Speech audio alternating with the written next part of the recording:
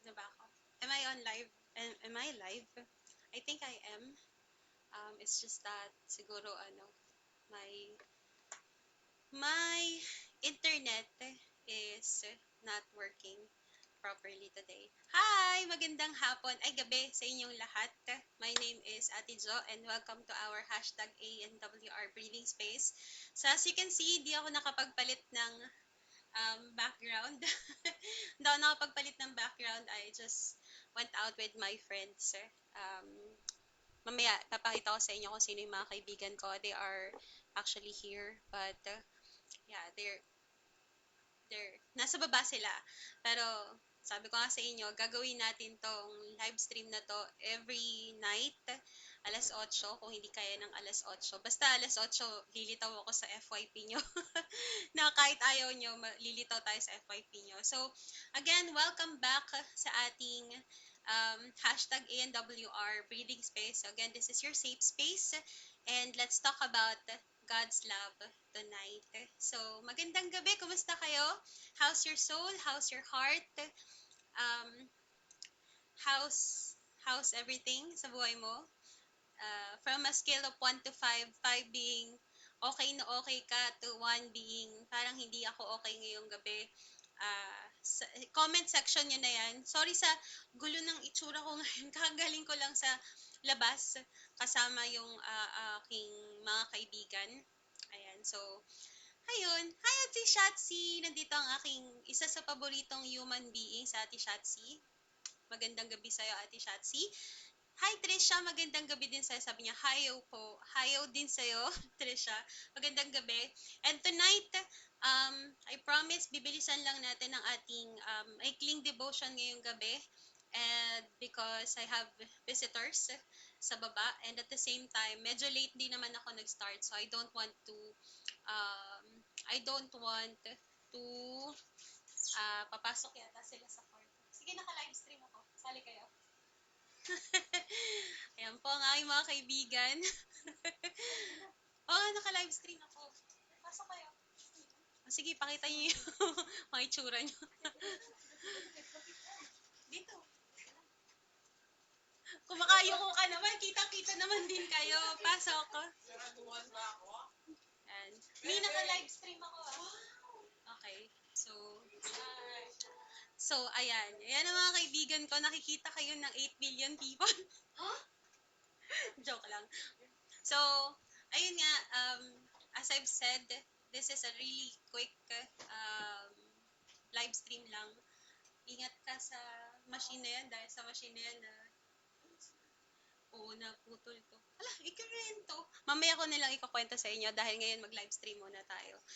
Alright, so I promise this will be really quick kasi meron din kaming gagawin maya-maya. Uy, pukay. Sorry. Okay ka lang dyan? Okay lang kami. Don't mind us. Char us. Don't mind us. Okay, maririnig nila. Hi, Ate Shane, magandang gabi sa'yo. Magandang gabi sa inyong lahat na nanonood. And again, welcome back to our hashtag ANWR Breathing Space.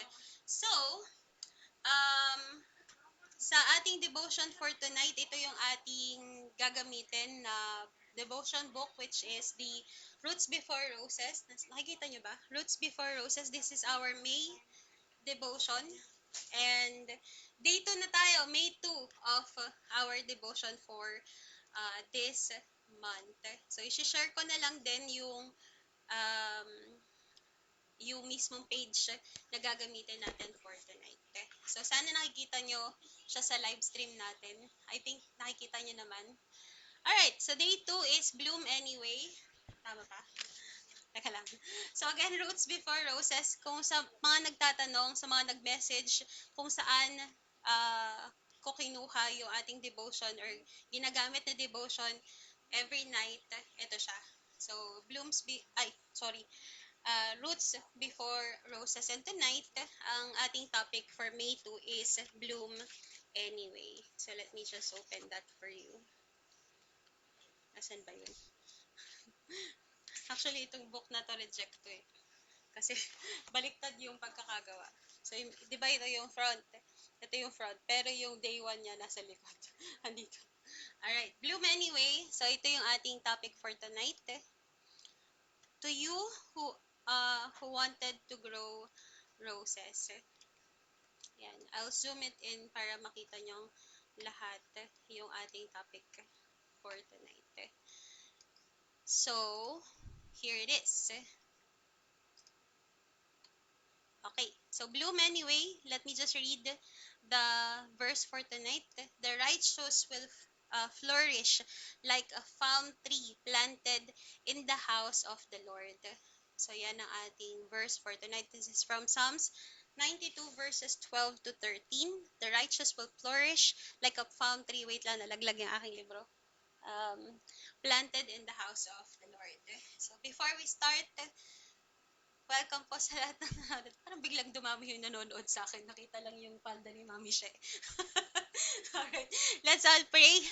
Lord, salamat po sa gabing ito. Thank you, Lord, sa pagkakataon na kami po ay makapag devotion ulit kahit sa maikling moment. Thank you din, Lord, sa mga kaibigan ko na kasama ko ngayon. And I pray, Lord, that you will speak with us, Lord, that um, you will smile upon us, O God, as we talk about you and your love. Thank you, Lord, for the privilege and the freedom that we can talk about you. And to you be all the glory and praises. In Jesus' name, Amen. So, the righteous will flourish like a palm tree planted in the house of the Lord. So, paano ba natin masasabi? Oh, wait lang, ito na lang. Ay, nasan ba yun? Wait lang basahin ko lang sa libro mismo. Sabi ni Ate Shatsi, Ate, thank you sa message ni Lord through you last night. It gave me courage today. Si Lord yun. Thank you, Ate Shatsi. Hi, Kuya Verge. Magandang gabi sa'yo. Sabi ni Kuya Verge, magandang gabi. Ma'am Jo, magandang gabi din sa'yo, Kuya Verge. Nasa work ka ba? Parang yun lang yung lagi kitang tanong sa'yo, Kuya Verge. Nasa work ka ba? Galingan mo sa duty mo. Alright. So, mm, when was the last time na gara naman ang tanong ko. Shout out po. Shout out daw sabi ni Mami She, pero katabi ko lang siya dito. Uh, Alright, when was the last time you were hurt or badly hurt by someone? Mimi She, kailan ang huling pagkakataon na nasaktan ka ng isang tao? Tanongin natin yung mga kaibigan ko kasi first time ko naman sila makasama sa Bible study. 2021. Specific date talaga. 2021. What happened? Niloko daw siya. Kayo naman, when was the last time na naramdaman nyo or nasaktan kayo ng isang tao? Or when was the last time that you felt hurt or yun, nasaktan kayo? Ako parang, hindi ko na matandaan. That was, matagal na panahon na akong, hindi naman, mga 3 years ago siguro. Magpo 4 years ago na siguro yung last time na sobrang nasaktan ako ng isang human being. Shh. Sabi ni Ate Grace Ann, watching po from Marinduque. Hi Ate Grace Ann from Marinduque. Welcome po sa live stream natin.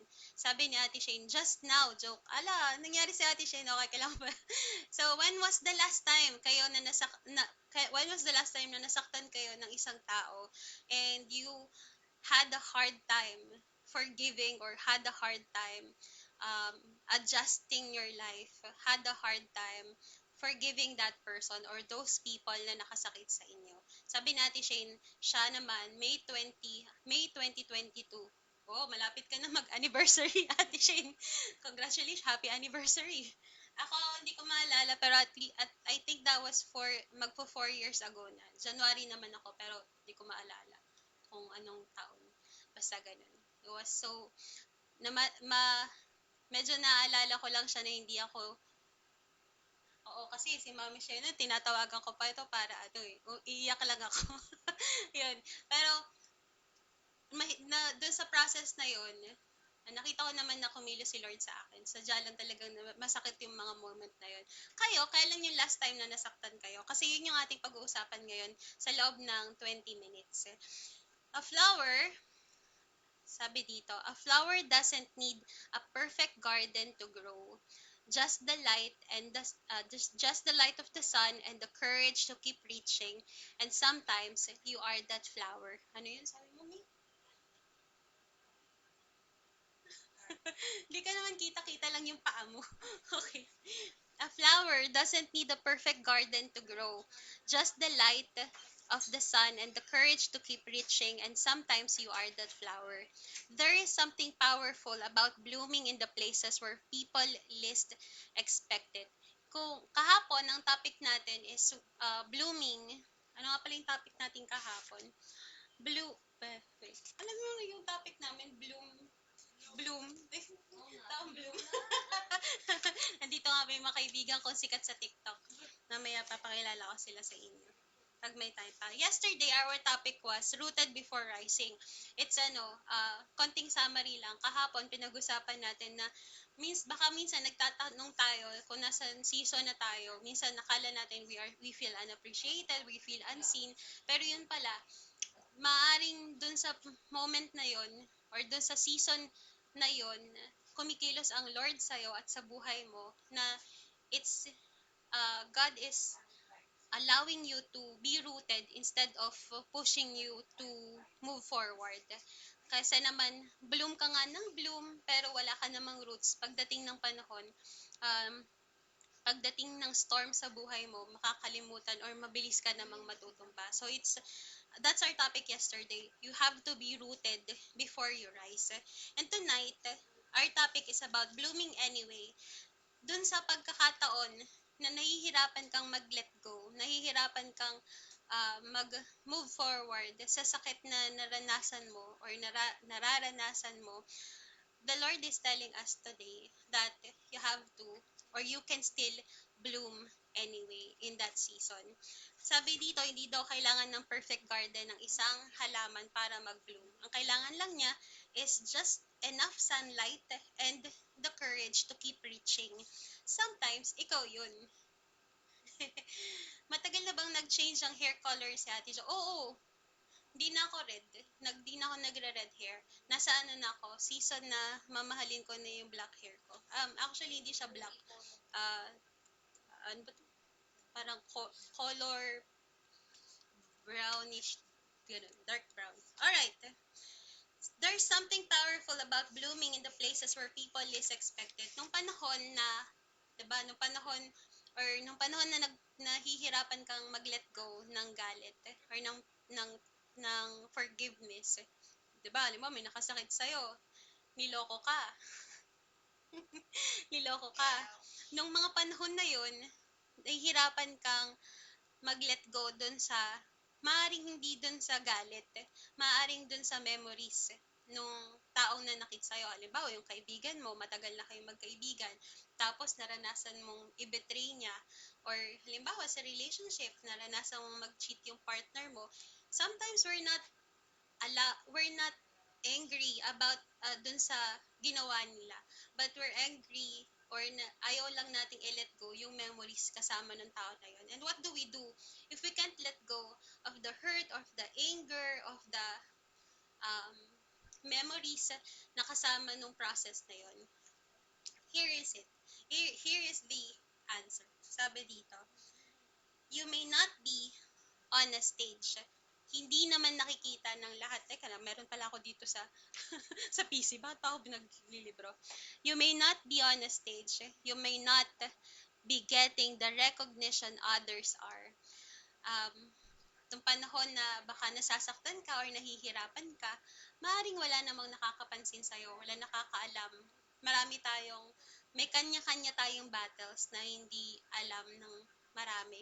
Ikaw lang, yung unan mo, yung kwarto mo, at si Lord lang ang nakakaalam ng mga battles na yon. You may not be on a stage, you may not be getting the right recognition, you may not get the appreciation, or even anong tawag doon, yung um, pagdamay. Ano sa Tagalog? Ano yung English ng pag dinadamayan ka?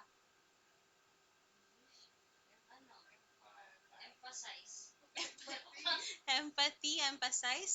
Emphasize daw, sabi ni Mama siya. Yung parang, um, pagka, halimbawa, tago kang nasasaktan, tapos, empathy. You're not getting the proper empathy. Tama ba? Ayun, sabi nila tama daw. You may... Oh, talaga naman ginugal pa. Brain cells mo lang. Okay, okay. Tatalino talaga ng mga kaibigan ko. Alright. So, sometimes, yung season na yon, yung mga pagkakataon na yon na hindi ka nakakaranas o nakakaramdam ng pagmamahal mula sa surroundings mo, the um, the Lord is telling us there is something powerful about blooming in those kind of places. Isipin mo, no, hindi ka dapat nagbo-bloom sa lugar na yon. Hindi ka dapat sumasakses sa buhay dahil sa panahon na nasasaktan ka or sa panahon na nasasaktan ka or nahihirapan ka. Pero nag-success ka doon. Nag-bloom ka pa rin sa panahon na yon. And there's something powerful in that moment or in that situation. Your small yes to God still matters during that time. Maaaring sinasabi ng Lord sa'yo ng panahon na yun, okay, let go muna ako, bahala dyan. And your small, okay Lord, magle-let go na ako. It matters so much. Serving, serving behind the scenes, praying quietly for others, and showing up when no one claps. These are the kinds of things heaven notice.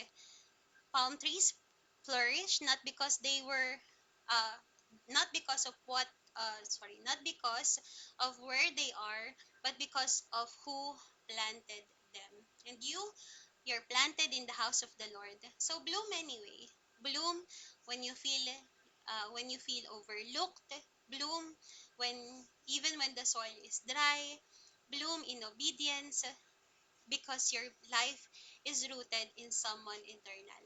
So, kanina nga sa ating verse, kanina from Psalms 92, verses 12 to 13, sabi dito, the righteous will flourish like a palm tree. Yung palm tree, hindi naman uh, lumago yan, hindi naman yan tumubo, hindi naman yan nag-bloom sa lugar niya because of the soil lang. It is the person who took care of that palm tree. And again, that flower or that palm tree may be your life right now. Hindi hindi ka man nasa season na maganda yung soil mo. Hindi ka man nasa season ng buhay mo na maganda yung tinatakbo ng buhay mo. Maaring financially unstable ka, emotionally drained ka, physically pagod ka. Kumbaga, nasa season ka na parang feeling mo, hindi na yata uunlad ang buhay ko. Parang hanggang dito na lang ba talaga yung life ko. But tonight, the Lord is telling us na it's not about your surrounding, it's not about your circumstances. It's about the one who planted you there, who allowed you to be in that situation, who allowed you to live your life right now. And that one, yung one na yon, is the only God that loves you so much.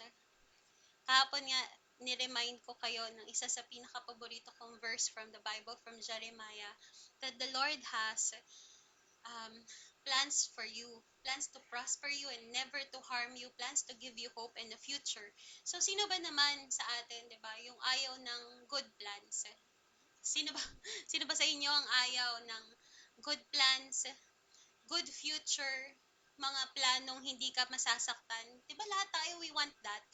But sometimes, kasama sa process ng Lord, ang masaktan tayo, dumaan tayo sa mga season ng buhay natin na parang nahihirapan tayo so that we know that we can never lean on our own understanding. Sabi sa Proverbs, um, do not lean on your own understanding. Minsan, kapag kasi sobrang ganda ng buhay, parang ang ganda-ganda ng tinatakbo ng buhay natin, we forgot that the Lord blessed us in that season. Kaya minsan, hinahayaan ng Lord na makita mo na yung limitation mo, pati ng buhay mo. Limitation na um, nagkukulang ka, minsan sa material na bagay, minsan gusto mong bumili ng um, bahay at lupa, hindi ka makabili ng bahay at lupa. Pero, um, pinapakita yun ng Lord sa atin para makita mo or para makita natin na si Lord lang ang dapat nating sinasandigan. Si Lord lang ang dapat nating niyayakap in that season. So, be encouraged. You are there because you can bloom there. Your season na akala mo parang wala ng pag-asa, you can still bloom there. There is power in blooming in the places where you think you cannot bloom. There is big power there. Akala mo wala, pero may ginagawa pala ang Lord sa'yo in that process. So bloom anyway. Parang, uy, ano ginagawa mo? Bloom anyway. Bloom even when you feel like you're overlooked. Bloom when you feel like the soil is dry. Parang hindi ka na uunlad, parang wala nang pupuntahan ng buhay mo. You can still bloom in that situation. Bloom in obedience. Minsan, kaya din tayo hindi sumasakses sa buhay. Hindi tayo nagbo-bloom because we don't obey. And the Lord is telling us right now that you can bloom in obedience because your life is rooted in someone eternal. So, let's go to the next page. Ano ginagawa mo hapon? Sa bagay, alam niyo, namaya papakilala ko sa inyo yung mga kaibigan ko. I-follow niyo sila sa TikTok, mga sikat kong mga kaibigan ko. Yan, papakilala ko sila. So, this is our encouragement for tonight. God sees what others miss. Minsan, akala natin walang nakakapansin um, sa ating ginagawa. But the Lord looks at you with so much love. Lahat ng situation ng buhay mo, whether sumasakses ka man, whether nasa panahon ka na nahihirapan ka or season na nahihirapan ka sa buhay, hindi ka nawaglit sa mata ng Panginoon. You're always looked upon, you're always loved, you're always forgiven. The Lord is always ready to forgive you. The Lord is always ready to comfort you. So, this is our encouragement for tonight. God sees what others miss. The hidden faithfulness. Noong panahon na yon na parang nahihirapan ka or panahon na parang gusto mo nang sumuko sa buhay, sa devotion mo kay Lord, sa pagmamahal mo kay Lord, sa ministry, yung faithfulness mo na pinapakita during that time, the hidden faithfulness, the quiet serving. Minsan, magpupunas ka lang ng upuan sa church, wala namang nakakapansin sa'yo. Minsan, magdadampot ka ng kalat sa kalsada, wala namang nakakapansin doon. Minsan, magbibigay ka ng tubig, ng malamig na tubig sa nagdi-deliver ng Lazada or ng Shopee. Wala namang nakakapansin nun, hindi ka naman nire-recognize ng Malacanang sa ginagawa mo. But that is quiet serving. Those small victories, yung mga maliliit na victories mo sa buhay. Limbawa, dumaan ka sa isang matagal na depression at hindi mo malinis yung kwarto mo katulad ng kwarto ko.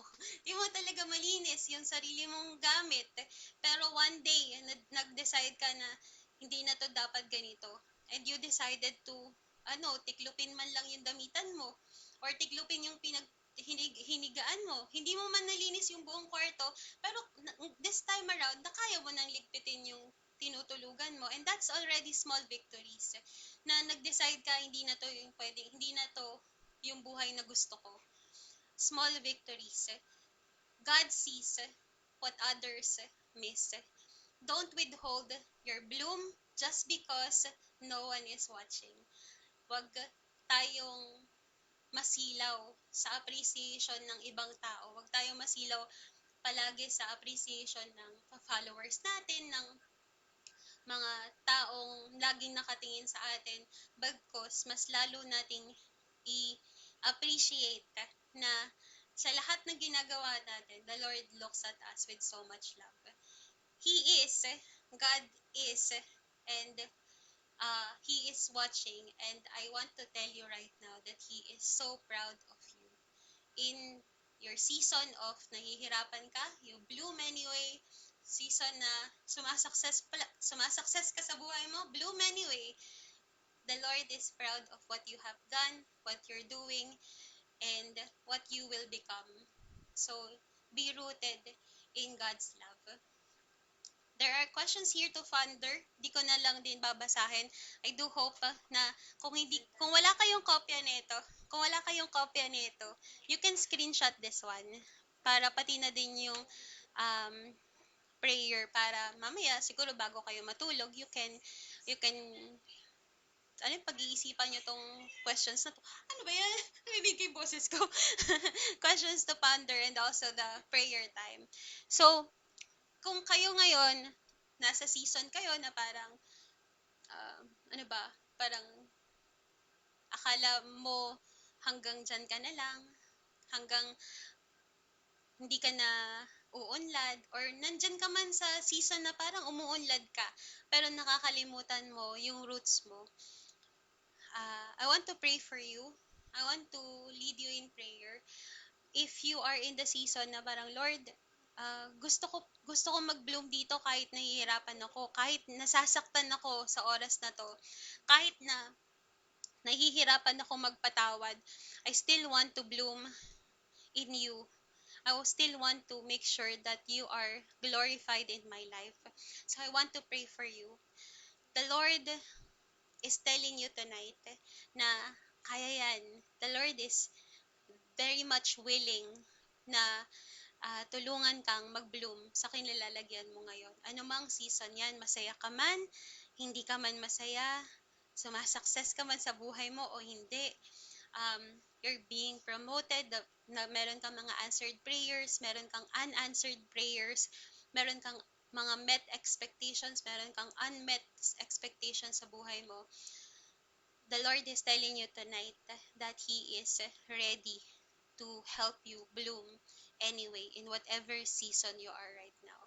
And all you have to do is to surrender your life to Jesus, kasi si Jesus naman talaga ang reason kung bakit kaya nating mag-bloom.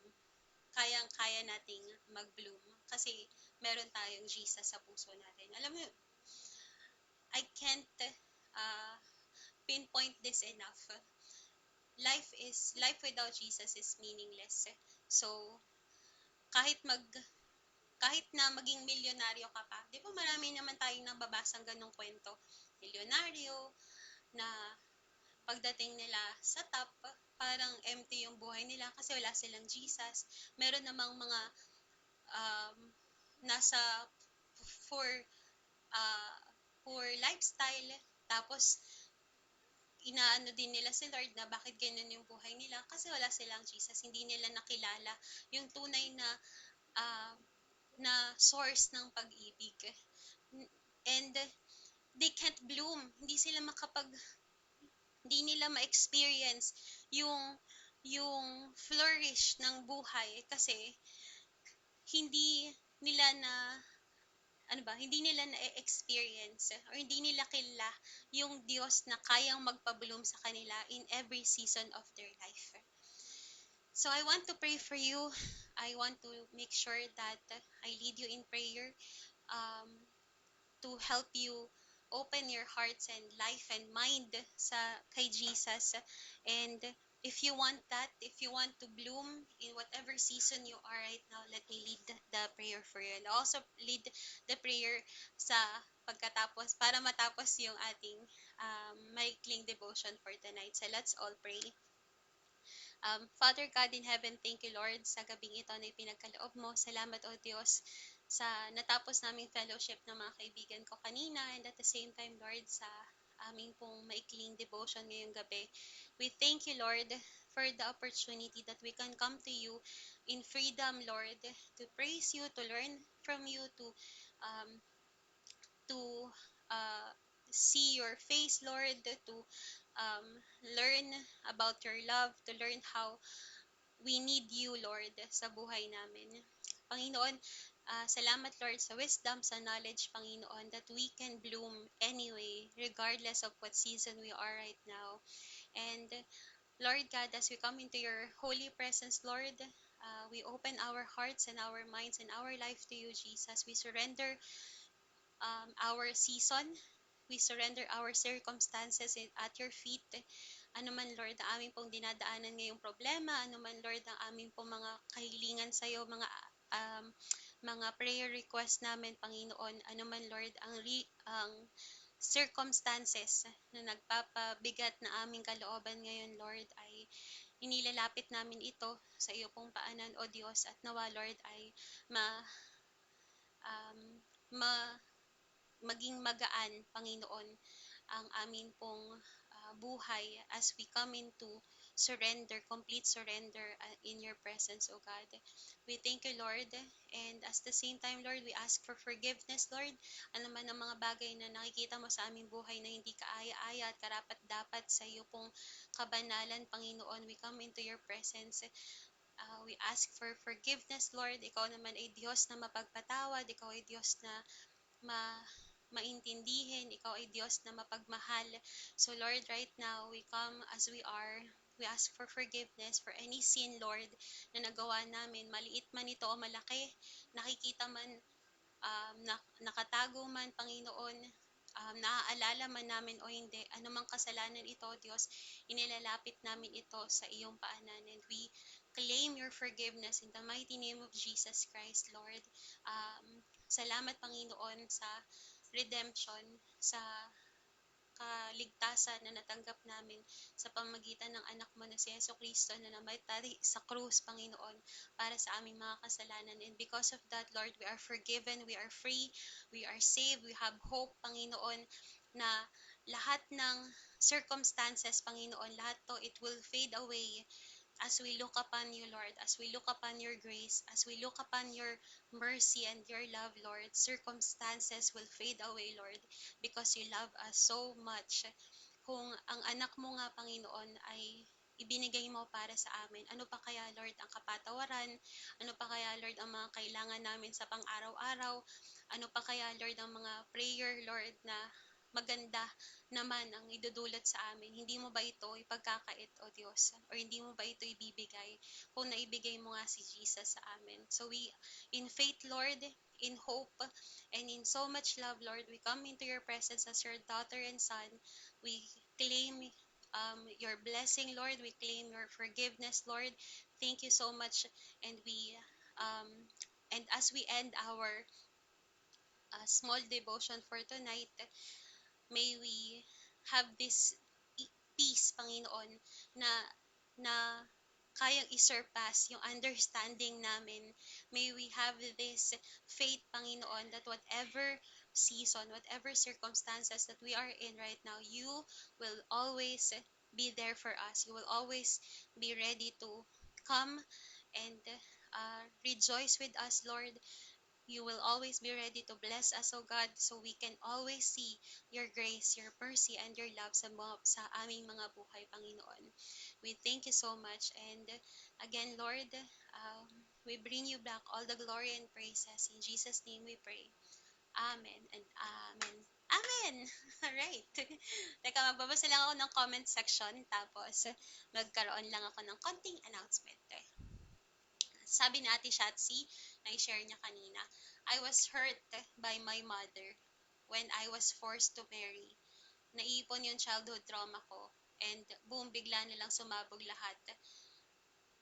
Parang na-unleash yung lahat ng pain at galit for being a prisoner. But God has broken my heart for what breaks His. He unfolded His purpose in my heart, that everything is part of the process. My planting, my pruning, and my blooming. Now, me and my mom serve the Lord together. Ala, loving each other, forgiving each other. All the hate have turned into love and pains to joy. Thank you so much for sharing, Ate Shatsi. Thank you na na-public mo yung iyong testimony. And I hope that everyone who reads your comment will be blessed as well sa testimony mo. Ay, Ate John Jay, nandito pala sa Ate John Jay. Bloom anyway. Yes. Ate Jo, this is so timely. Thank you, Ate John Jay. Meron ng countdown si Ate Shatsi. 1, roots before rising. Number 2, bloom anyway. O nga. Ang galing nung topic, bloom anyway. Alam nyo ba yung mga kaibigan ko nandito, they are very sikat sa TikTok and their name is Tom Blooms. Papakilala ko sila sa inyo later, maya-maya. Alright. Nasa na? Bloom anyway, this is, even if it's dry season, yes! Tama yan, Ate Shane. May message si Kuya John, ito si Cover, sabi niya, to keep blooming even in harsh environment is a powerful reminder that the one who planted us is the is also the one who sustains us. Ay, ang ganda nito, Kuya Bird. Sana kanina binasa ko din to, di ba? Sabi ni Faye, si Faye to, no? Hi, Faye. Teka lang. Waiting season. Sana sumakses sa license sure siya pala. Sa, salet to, salet. For professional teacher, 22 more days for waiting for the result. Anxiety, doubts, and fears attacks me from time to time. Thank you for the reminder today, ate, na hindi na dapat ako matakot kasi God has already planted me long time ago in the soil where I'm supposed to be. He already claimed the victory. Trust na lang talaga. Amen. Kayang-kaya yan, Faye.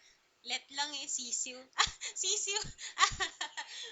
Alright, sabi ni Kuya Saturn, nasa na?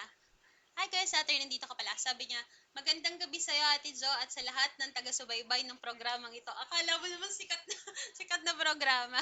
Thank you Kuya Saturn, magandang gabi din sa'yo.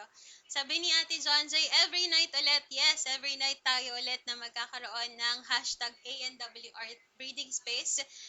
Kahapon na kwento ko kung bakit ko to binalik. Binalik ko to kasi naalala ko na the reason why I made this page nga pala is to share the good news of Jesus. And hindi na nga ako nakakapag-post araw-araw, hindi pa ako nakakapag-share ng gospel. So, yun. I have no better things to do naman. Wow!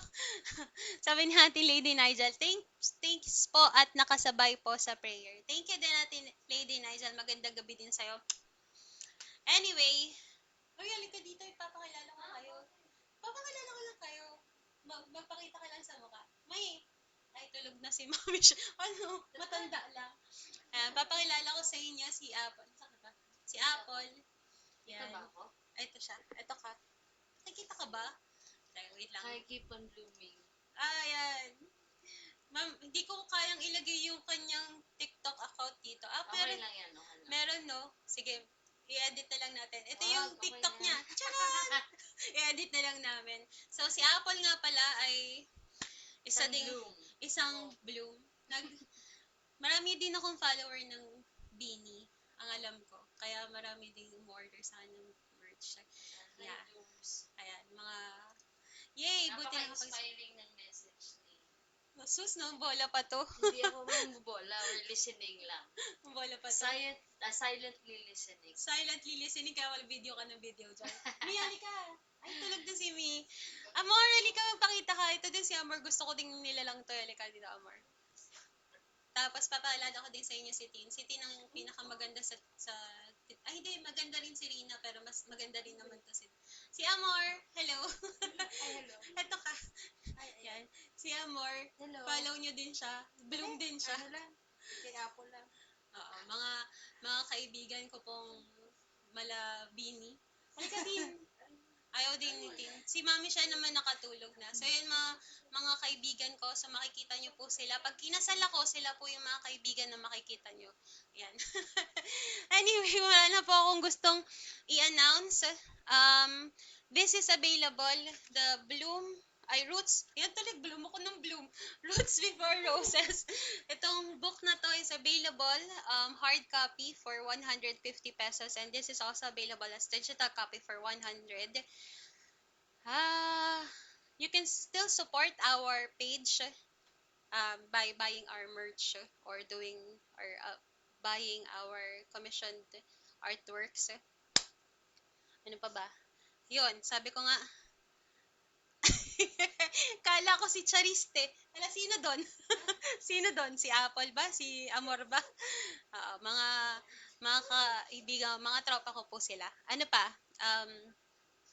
Wala naman na akong announcement. So, mag-pray tayo. Syempre, matulog ng maaga. Saan po makakapag-avail ng soft copy? Sa message ka lang Ate Nigel. 100 lang yung soft copy or digital copy nito. We will send you a terms and condition kasi we're not allowed to reproduce the book. Pero you can use it for group Bible study if you want to, ganyan. And then we will ask you for your email. Yun lang. Message ka lang Ate Lady Nigel, no worries. Tapos, ano pa ba? Wala naman akong ibang announcement. Yan nga, matulog tayo ng maaga, uminom ng tubig, Huwag tayo mauuhaw sa relasyon ng iba. At mag-pray at magbasa ng Bible. So, yun lang. I am ending this live. Hala, Adrian, late ka na. Tapos na ang ating, tapos na yung live stream. Kanina pa ako nag-start. Hindi naman ako nagbubura. Pero kasi si Meta, si Facebook, tinatanggal na nila yung live stream after 30 days. So, hindi na nila kinakount as, although may monetization naman to, you can send stars if you want to. If you want to. Post mo siya as a post. Oo nga, pero download pa. Gusto ko nga rin yun eh. Ganun gawin mo. Para at least yung mga iba, napapanood nila. Oo. Sige na nga. Kasi napaka-inspiring ng mga word, mga words of wisdom, mga inspiring ng devotion mo. Sige, try natin. Turuan nyo nga ako mag-download. Hindi ako Dapat hindi siya techie. limited lang ng 30 days. Ginagawa ko nga siya na, kasi sa Meta. Dapat ano siya. Di nagkwentuhan na tayo habang naka-live ako, di ba? Nagkwentuhan. Sabi ni Faye, mauhaw lang tayo sa living water. Tama. At Elijah, sige, message ka lang kapag gusto mo nang take advantage ng digital copy. Yes, nahuli ka, Adrian. Sayang. Pero bukas ulit, alas 8, I'll be here sa ating short devotion every night. So, yun lang. Again, matulog ng maaga, mag-pray, magbasa ng Bible, huwag niyong kakalimutang magbasa ng Bible, and uminom ng tubig, huwag tayong mauuhaw sa relasyon ng iba. And I'm ending this live in 3, 2,